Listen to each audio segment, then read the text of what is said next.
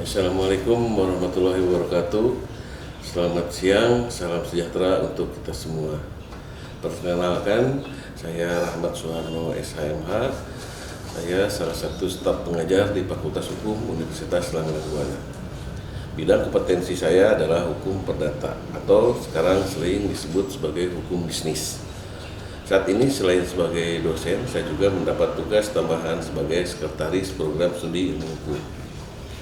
Mata kuliah yang saya ajarkan adalah mata kuliah hukum acara perdata, hukum ketenagakerjaan, sosiologi hukum, hukum keluarga dan waris, dan hukum ekonomi internasional. Pada sesi ini saya akan menjelaskan mata kuliah hukum acara perdata. Mata kuliah ini bertujuan agar mahasiswa memahami tentang penanganan perkara perdata sejak adanya tuntutan hak hingga pelaksanaan putusan hakim, dan menumbuhkan sikap mematuhi peraturan perundang-undangan beracara perdata. Untuk ruang lingkup hukum acara mata kuliah ini adalah teori hukum acara perdata, diantaranya mengenai pengertian, fungsi dan tujuan hukum acara perdata, sumber dan ajas-ajas hukum acara perdata, peradilan dan pengadilan, tahap-tahap hukum acara perdata, dan yang terakhir adalah upaya hukum terhadap putusan hakim. Untuk standar kompetensi mata kuliah ini, kemampuan menampilkan sikap mematuhi peraturan perundang-undangan beracara perdata dalam penanganan perkara perdata sejak adanya tuntutan hak hingga pelaksanaan putusan hakim. Hukum acara perdata ini adalah yang mengatur bagaimana cara menjamin ditegakkannya atau dipertahankannya hukum perdata. Mata kuliah ini diajarkan oleh 4 orang dosen. Yang pertama, Profesor Dr. Haja Eva Laila Fahriah, kedua Dr. Haji Denny Haspada SHSP 1, yang ketiga Haji Atang Hidayat SHMH, dan saya sendiri. Berdasarkan capaian pembelajaran mata kuliah bahwa hukum acara perdata adalah bahwa setelah menyelesaikan mata kuliah ini, mahasiswa semester 5 mampu untuk menganalisis proses penanganan perkara perdata. Untuk teknik pembelajaran yang saya gunakan adalah teknik yang pertama menggunakan textbook. Textbook yang saya gunakan adalah tulisan buku dari Prof. Eva Laila Fahriah dengan judul Bukti Elektronik dalam Sistem Pembuktian Perdata. Yang kedua masih dari beliau, Perbandingan HIR dan LBG sebagai Hukum Acara Perdata Positif di Indonesia. Yang ketiga, Capitas Lecta Hukum Acara Perdata. Tambahan yang saya gunakan buku itu ada dari Prof. Sudikno Mertokusumo dan Retno Wulan Sutantio mengenai hukum acara perdata dalam teori dan praktek. Kelima buku tersebut menjadi pustaka utama dalam mempelajari hukum acara perdata.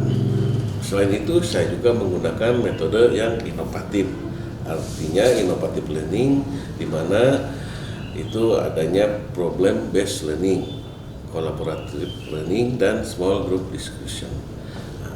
Ketiga metode ini sangat sekali disukai oleh mahasiswa. Mengapa? Karena mereka dapat mengemukakan pendapatnya secara bebas terkait materi atau pokok bahasan yang sedang kami diskusikan. Yang berikutnya adalah interaction, artinya bahwa yang saya berinteraksi dengan mahasiswa. Tekniknya kita berdiskusi dalam kelas dan melemparkan pertanyaan mendasar kepada mahasiswa.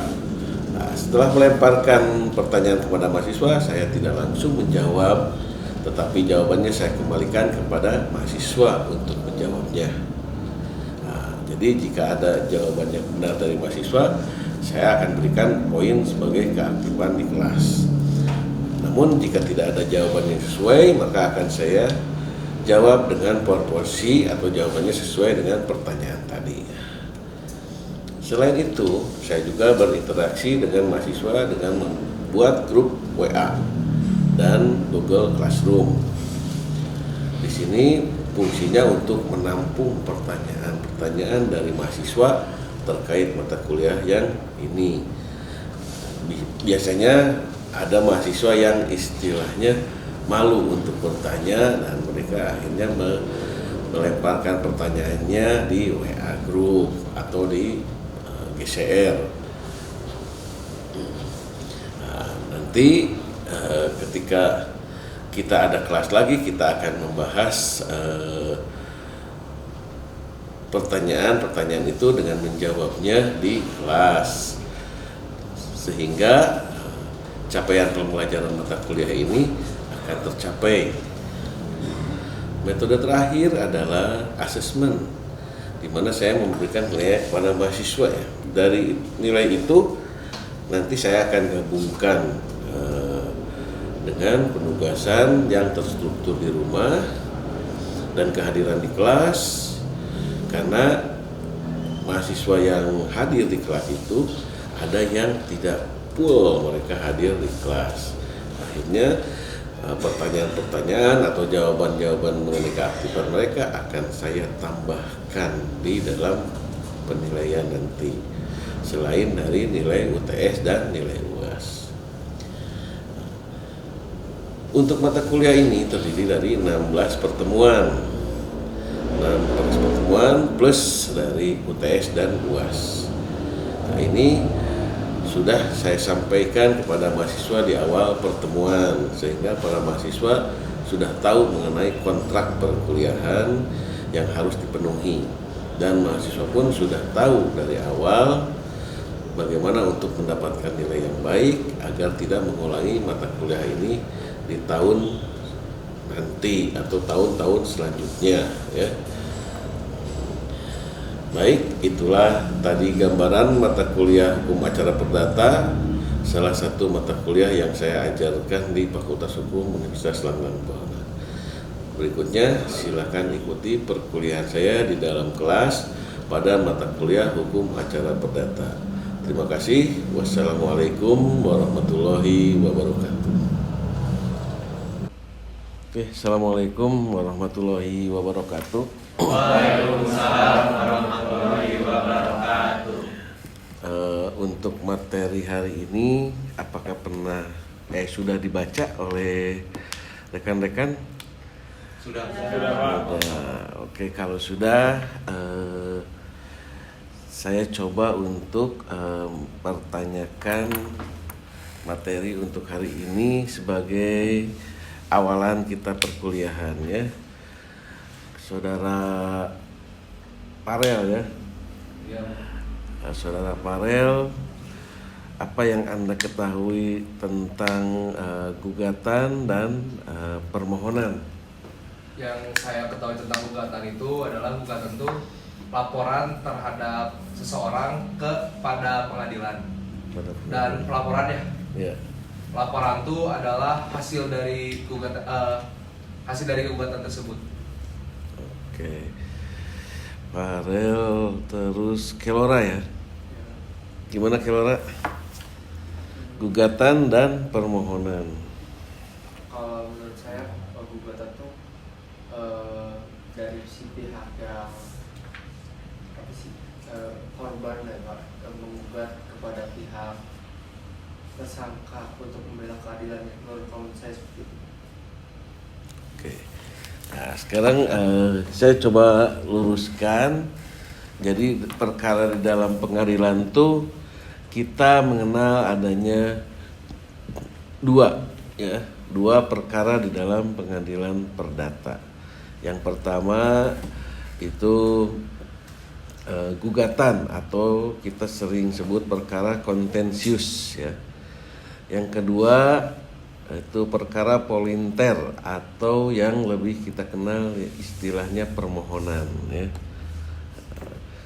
Jadi kalau kontensius di dalam perkara itu adanya sengketa. Nah, sedangkan di dalam permohonan atau polinter itu tidak terdapat sengketa. Artinya di sini kepentingannya hanya sepihak. Nah, sepihak berarti tidak ada orang lain atau pihak ketiga yang ditarik menjadi sebuah lawan ya. Jadi sifatnya itu murni dari penyelesaian kepentingan seorang pemohon. Kalau kita kasih contoh untuk polinter atau permohonan ya, contohnya mungkin balik nama ya, balik nama, terus ganti kelamin ya. Ganti kelamin itu harus lewat pengadilan ya. Kenapa harus lewat pengadilan? Karena di situ istilahnya seseorang itu mengganti. Kalau kelamin berarti namanya ganti juga gitu kan. Nah, gitu. Nah, dan itu harus diketahui. Terus kita lihat lagi yang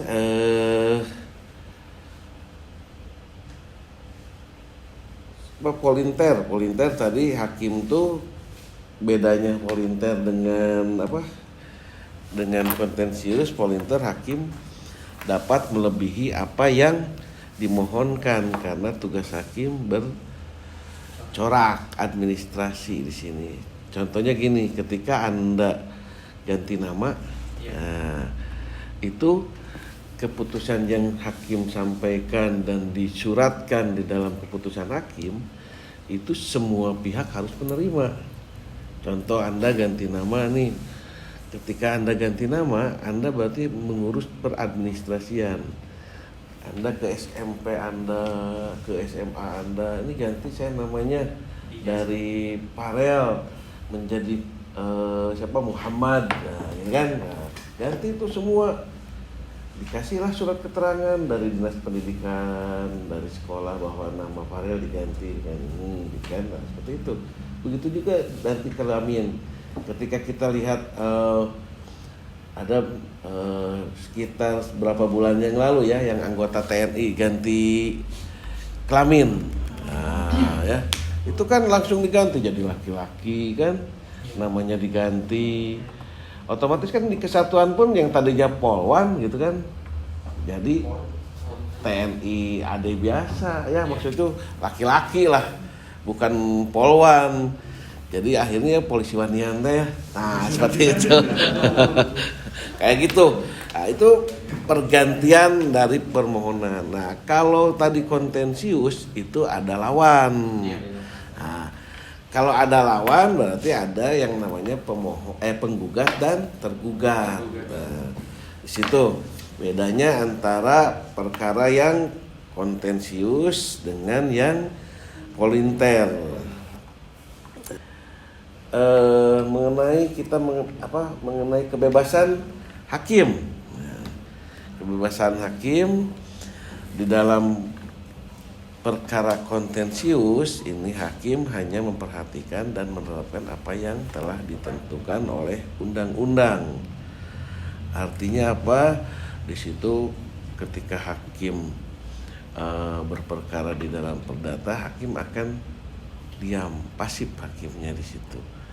Jadi si penggugat menyampaikan gugatannya, hakim hanya membaca gugatannya, lalu hakim akan menyampaikan kepada pihak lawan atau tergugat bagaimana gugatannya, betul, setuju, atau mau dijawab, ditangkis di situ. Jadi sifatnya pasif hakim. Beda kalau kalian datang ke pengadilan melihat kasus pidana ya. Hakim kan di situ istilahnya seolah-olah si hakim tuh dia akan mencari kebenaran di situ ya. Menjatuh si terdakwa tuh. Nah, itu beda dengan perdata yang tadi. Makanya ketika Anda ditugaskan ke pengadilan itu harus tahu, oh ini perkaranya nih pidana nih. Oh ini perkaranya perdata. Dari mana Anda membedakannya? Coba Anda. Oh ini perkaranya perdata nih. Dari seragam ini, Pak. Seragam apa? Seragam hakim beda seragam hakimnya. Ada- kalau pidana kan pakai merah. iya. Kalau perdata Perdata nggak pakai kayak dasi merah gitu. dasi gitu. Itu aja. Ada lagi? Perkaranya dari itunya pihak tergugat Oke. penggugat, kalau misalnya yang dipidana mah jaksa penuntut umum sama Itu kalau misalnya di perdata mah tergugat dan penggugat. nah, itu yang paling mencolok perbedaannya. Kalau di pidana mah ada jaksa penuntut umum. Iya, betul. Nah, tapi kalau di perdata nggak ada. Para pihak saja, penggugat dan tergugat gitu. Itu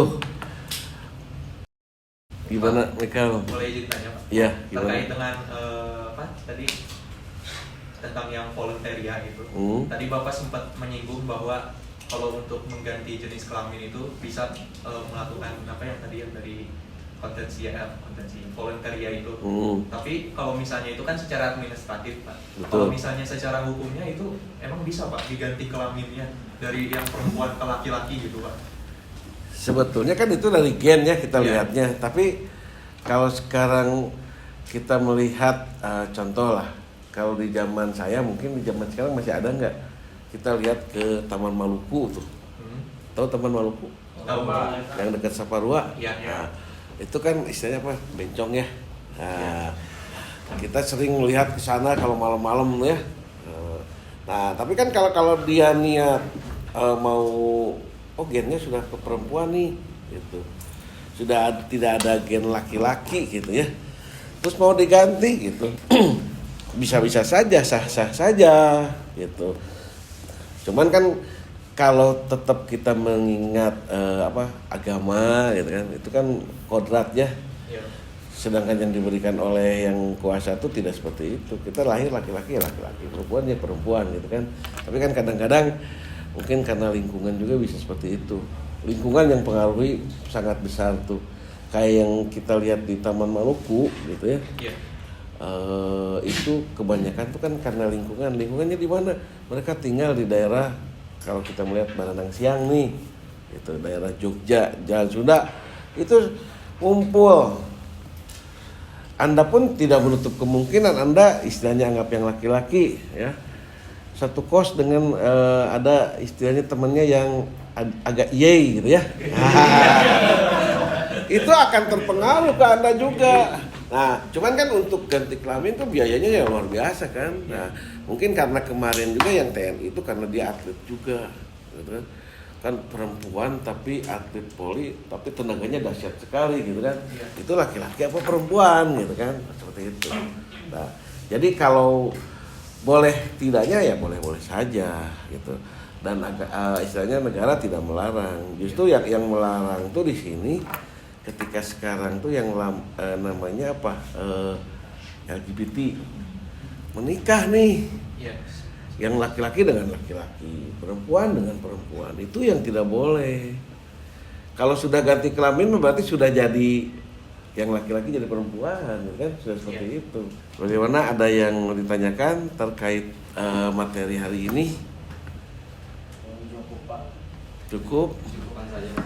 Oke, kita akhiri ya untuk pertemuan hari ini. Mudah-mudahan bisa dipahami. Minggu depan kita lari ke materi yang lain. Kita lihat aja di RPS ya. Untuk pertemuan minggu depan kita membahas mengenai apa. Oke, assalamualaikum warahmatullahi wabarakatuh. Waalaikumsalam warahmatullahi wabarakatuh.